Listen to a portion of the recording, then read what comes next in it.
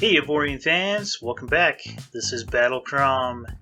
This is my gameplay companion series. In this series, I will be highlighting some of the Steam Workshop ships that I used in my gameplay videos. I'm highlighting these ships in their own separate video for a couple reasons. One is to give the creators of these ships some credit, and two is to show you the ships in a little more detail than maybe you've seen in the gameplay series and explain to you why I actually chose these ships. So let's get on in here into my creative world. Okay, this was the first ship that I used in my gameplay series right here. This ship was, let's see, the name of the ship was Miner Start Drone, and then the designer of this ship on the Steam Workshop was, oh gosh, I don't even know if I could say his name, Kreffenjensdenter. That is a very long gamer tag. I got a feeling it has some European tones to it. I don't know, maybe Germanic or something. There are a lot of Europeans that play this game, so the designer of this ship may well have been a European. Now this ship, if you watch the gameplay series, this one was all over episode 1. This is the ship I used for all of my mining minions, and I flew this ship myself. The only difference is in the video, remember, I added an integrity field to the top of the ship up here in the gameplay series. Now there were a couple different starter ships that I thought about using in the beginning. This one I chose mainly because it was cheap. And I knew I was going to be needing multiple ships for my mining fleet. As you can see, it's made primarily of titanium, so it had a little bit of armor to it. Look at all the armor in here. This is all edge armor that was in there. Is there any other armor? Looks like all the armor was edge. And this is most of your titanium right here. I liked it because it was a pretty durable ship. I found other starter cheap ships like this that were, I think, maybe a little more maneuverable than this one. But this one, I thought just had a nice design. It looked nice. So part of the reason I chose this, just because I just thought it was a cute little ship. As you can see, it's producing 747 megawatts, but it only required 125. So there was a big excess of energy there. Like I said, I threw an integrity field on top. I probably could have been more creative about that, but overall, I chose it because I thought it was a good-looking ship, and it was durable. It's a durable design.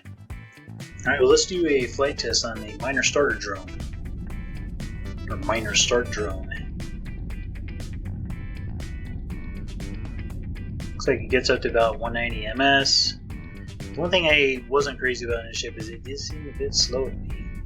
Let's go kick in the afterburners here. And tops at about 750. It turns pretty quick. Let's move on to the next ship. Now this is the ship I chose to fly right here.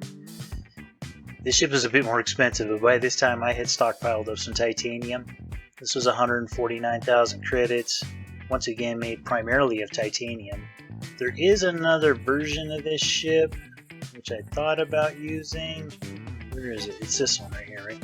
This is like an iron version. They're pretty much identical, but the other one, all of its stats are better just because it's lighter, it's more maneuverable, it's faster, because it's made of titanium, and it has more hit points too. Okay, so let's pull this one up. First thing is, I like ships that I think look cool, and I thought this ship did actually look pretty cool. I like the coloration of it. One of the things I really liked about this one was all this framework inside. You could just add so much, so I knew this was a ship I could take in and add shields to. I could add additional cargo space to it. It also comes with quite a bit of cargo. Let's see if we bring up cargo bay, it'll show up here. Doesn't it show up here? Well, maybe we have to select a cargo block.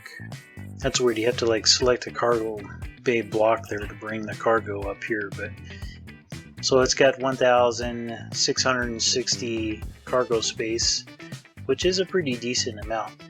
And that would allow me to haul things around if I wanted to. It also allowed me to use my R-type mining turrets, which I did use in the video. I did do some R-type mining with this ship. Here's a look at the directional thrusters on it. It was a little slow on maneuvering, but it was not bad. There are much slower ships out there. Here's all your turret bases. A lot of these I didn't use. I think I was only using like one of these or two of these up here so far in the gameplay series. I may actually fill in the rest of these. I was using all 4 of these, and I actually added a couple to the front right here for R-type mining turrets. I don't think I had anything on these. In the gameplay series, if I were to put anything on these, it would probably be like point defense type weapons, lasers or chain guns or something like that, just for torpedo defense. Not a very big integrity field on this ship.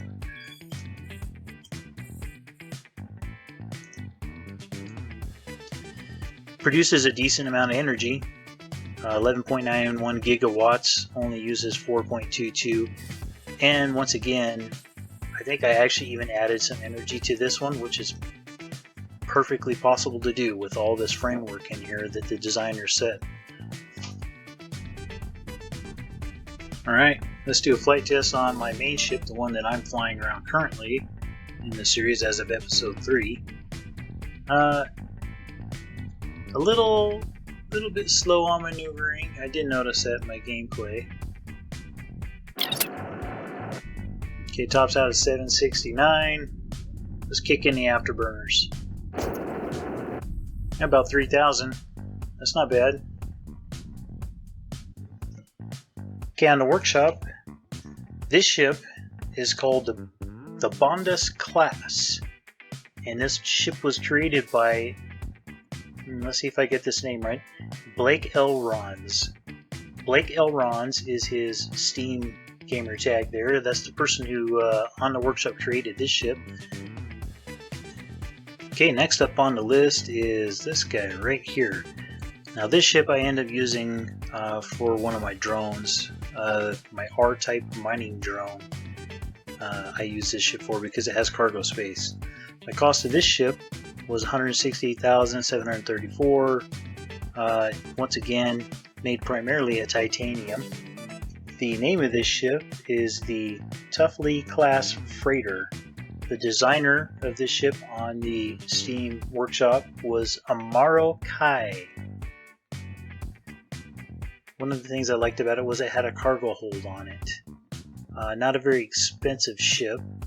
It's got a lot of hull points, so this ship can take it. This ship actually has more hull points than the one I'm flying around, and actually if the pirates come in and attack this ship, it can take a little bit of a beating. This ship had some framework inside though. Let's go ahead and look at the internal components on this ship. Okay, so we got some frameworks in here, not a lot, but you can add additional cargo space to it. Once you have nanite, you can add shields to it if you want. You can increase the energy on it. Speaking of energy, it generated energy of this ship 11.18 gigawatts, uses 6.29. So you have some room for upgrades on this.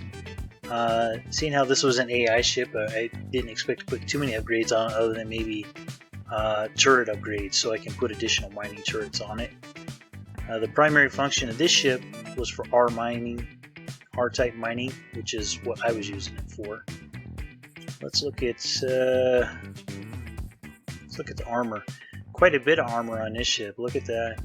Compared to the ship I'm flying in, and this ship has a lot more armor in it. See, I must be flying the wrong ship, right? No, I like the ship I'm flying in. This ship's alright. Here's your generators. Lots of integrity field on this. Looks like this one has a flight recorder on it. Okay, let's test out the ship here I was using for my R-type mining drone. Let's see, maneuverability. It seems like it turns slower than the one I'm flying right now. But this ship has like a lot more armor on it. And it has like 3 or 4 times as many hit points. Made me, like I said, it made me kind of wonder if I wasn't flying the wrong ship. Alright, well, let's check out how fast it is. It's got a lot of engines on it. Okay, 910, so it's actually faster than the one I'm flying now. That went to 750. Let's kick in the afterburner, see if we can avoid these asteroids. 36. It is faster. Boy, it churns slow as molasses, though. Alright, and finally, the last ship. This was my favorite ship of all 4 of the designs, actually.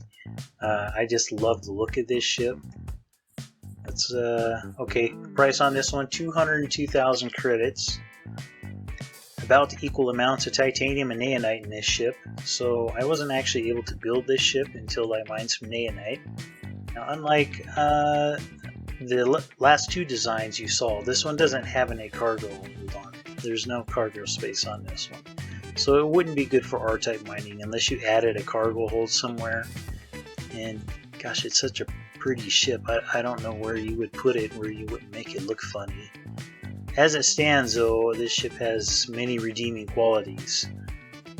This ship though, what I noticed about this ship is flying it around. It is extremely maneuverable. Much more maneuverable than any of the other ships that I showed before this. I love the front design here where you can just add a bunch of mining turrets on here. It's got other turret locations here. Let's just pull it up. Let's look at all of its turret bases here. So we got, yeah, turret base there, turret base here. These other ones are, I think they're angled. Let's see, edge turret bases. Then you get your edge turret bases right here. So it looks like it has a total of 8 turret bases on it. And of course you can always add more too.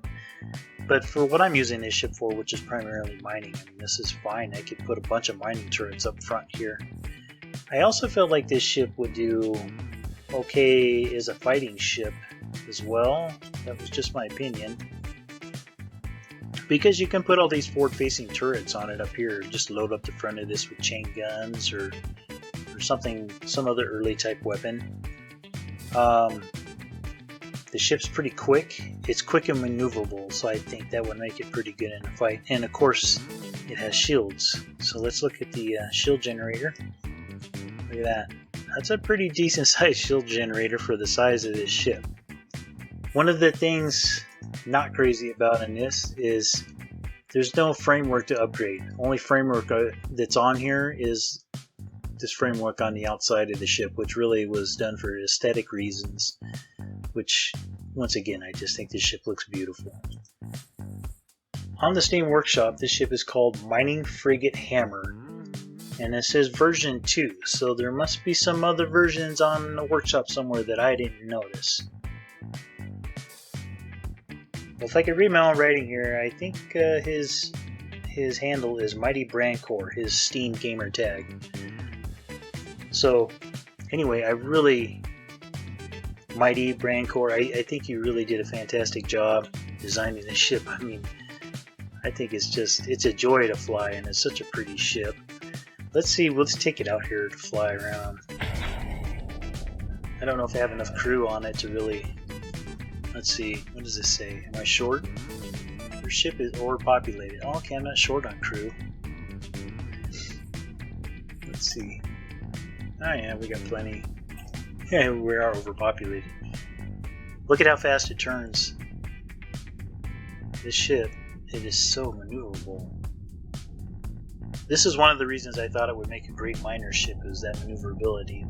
The AI can just come in here and just really just turn on these, maneuver around these asteroids really easy. 750 ms is its max speed there. Whew, I got up to 3000 ms boosting. Alright, here's the generators. It's got quite a bit of space being used by the generators. Yeah, there's not a lot of opportunity there to increase. What are those generators made of here? They're made of Looks like the generators are made of titanium. So I suppose you could always upgrade the generators to naonite, and you would get a little more power out of it that way.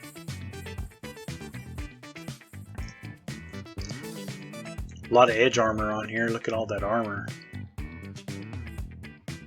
Oh, this thing has a hyperspace core on it. I wonder what the jump distance is compared to the other ships in my gameplay series. I don't know if I'd really noticed. Wow, it definitely... it is able to jump further than the other ships in my gameplay series. I need to put some of those hyperspace cores on those ships, I think. Alright, well, I think we had a decent look at it, all of these ships here, and hopefully I remember to mention all the names of these ships here in this video, so you can find them on the Steam Workshop yourself. But anyway, yeah, I just wanted to give you guys credit. Really appreciate it, and I appreciated being able to use these ships in my series, and I appreciate all of the people who design these ships and put them on the workshop. That just really increases the enjoyment of the game for me personally a lot, and I'm sure I'm not alone on that. I'm sure a lot of people really like downloading your designs and using them, whether in-game or just to play around with in creative mode. So keep up the good work, guys. I really appreciate it. And episode 4 will be coming out soon. I think by or before this coming weekend, I will be getting episode 4 out. So keep an eye out for that. I appreciate you watching. Make sure you like and subscribe. Have a great day.